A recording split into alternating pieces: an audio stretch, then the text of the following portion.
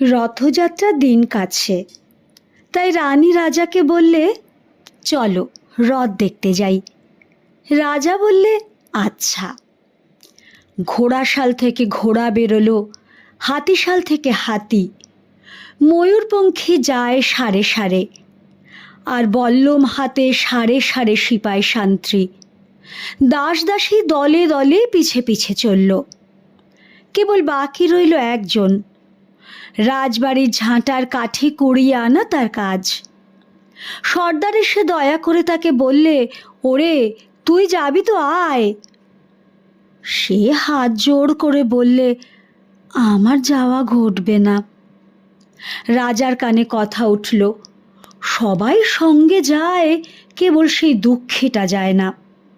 রাজা দয়া করে মন্ত্রীকে বললে, ওকেও ডেকে নিও। রাস্তার ধারে তার বাড়ি।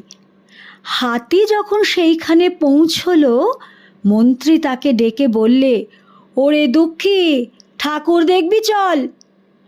সে হাত জোড় করে বলল, কত চলবো, ঠাকুরের দুয়ার পর্যন্ত পৌঁছই এমন সাধ্য কি আমার আছে?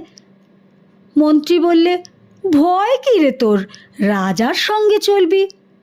সে বললে, সর্বনাশ, রাজার পথ কি আমার পথ?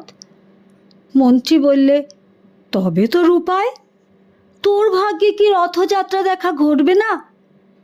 সে বললে, ঘটবে বই কি, ঠাকুর তো রথে করেই আমার দুয়ারে আসেন। মন্ত্রী হেসে উঠল, বললে, তোর দুয়ারে রথের চিহ্ন কই? দুঃখী বললে, তার রথের চিহ্ন পড়ে না। মন্ত্রী বললে, কেন বলতো? দুঃখী বললে, তিনি যে আসেন পুষ্পক রথে। মন্ত্রী বললে, কই রে সেই রথ? দুঃখী দেখিয়ে দিলে, তার দুয়ারের দুই পাশে দুটি সূর্যমুখী ফুটে আছে।